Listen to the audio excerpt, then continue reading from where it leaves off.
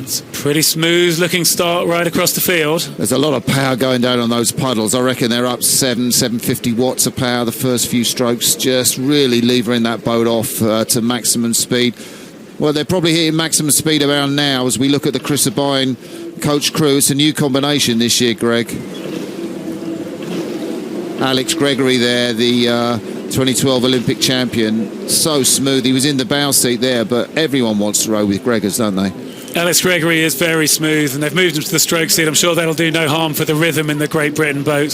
But it's the Australians showing first of all. But I think this one's going to be pretty tight. I'm going to question your call that the lightweight 4 is more exciting as we see what's going to happen on this one. But I think apart from that Greek crew, it's looking pretty close across the field. Well, shot across is Will Lockwood, just giving a call to Josh Dunkley-Smith in front of him. Will Lockwood, the Victorian in the bow seat. Josh Dunkley-Smith came into the boat as a substitute when Alex Lloyd got injured on the bike, and they were the silver medal. They had a different coach then at Aiguebelette last year. Simon Cox, the Englishman, Australian rowing, moved him down to the 8, put Chris O'Brien in charge. But here's the Dutch 4, coached by Reddy Minders. Govert Viergiver in the stroke seat. And it's still all looking pretty tight. It's come up here through 500. It's Australia with Great Britain and the Netherlands really shadowing them. I think the Americans would want to be further up at this point of the race. I mean, they did have a very good middle thousand at the first World Cup where they won in Varese, but that's a long distance between them and the Australians.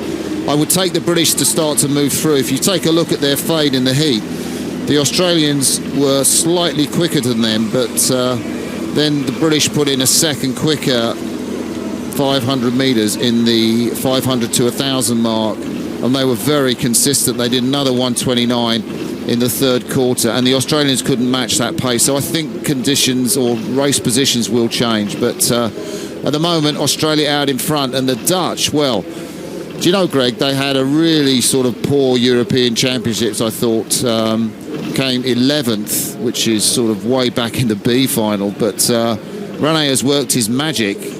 Well, he has worked his magic. The British 4 will be a bit disappointed to be in there in the mix. They might blame the fact they've got the spare man in there. So we have a look at this crew from the Netherlands moving very smoothly. And very impressed with the Australian crew, who actually also have a spare on board. Josh Hicks in the stroke seat replacing Alex Hill, who's been taken ill. So great performance from them. There you get a shot of super sub Callum McBrighty, the Scot from Edinburgh, originally from George Watson's college. We're looking at the Russians. We get a view of them. Don't often see lane 6 at Lucerne here, but they're nearest to you in the camera, and they're ahead of the Americans, who are having a disappointing row thus far in the race, it must be said. Not sure if they've done enough to get into the medals at this stage, but the British will want to move through the Aussies, and I have to say the Aussies are having a fantastic race at the moment, much better than the heat, and I guess you'd expect that from the sort of jet lag, stepping off the plane. That's water they're putting on the British, isn't it? Now, what's Mo Sabihi, what's George Nash, what's Alex Gregory and the super sub Callum McBrighty going to do, Greg?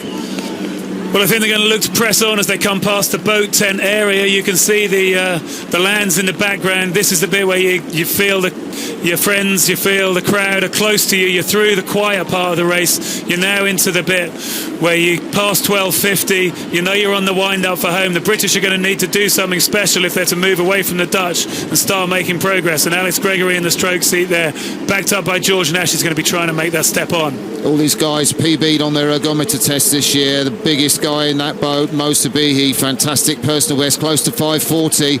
And their bow is beginning to edge up the Australians. But what a fantastic row the Aussies have having.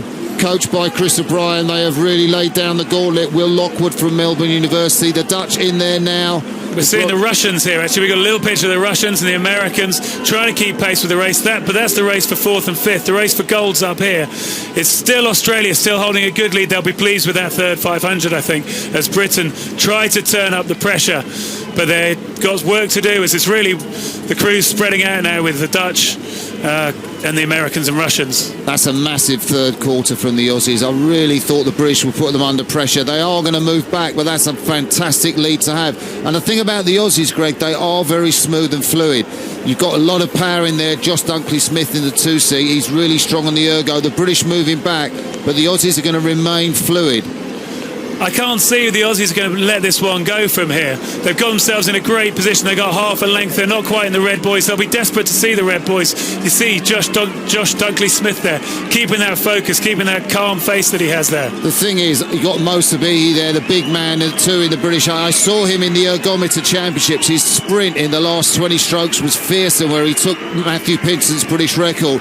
There is such potential in this boat to sprint. This is where they've got to show it. They're coming back at them. Maybe it is Mo, maybe it's the rest of the crew. They're looking to dig deep to power the boat on, but they need to be taking distance now. There's still probably 20 strokes left. They're just coming down into our view. The British are desperate for it. The Australians are desperate to hold on. This one's going to be close. And they haven't done it yet. I think the Australians can hold off, as you said. I think the British have thrown everything at them and the Australians have responded, Greg. Well, Will Lockwood looks over his shoulder for the line. He's not going to want to look now. They're coming up. It's going to be so close. We're going to have a photo. Oh, and a massive crab! A massive crab. That the British is a let-off. Got through, I think.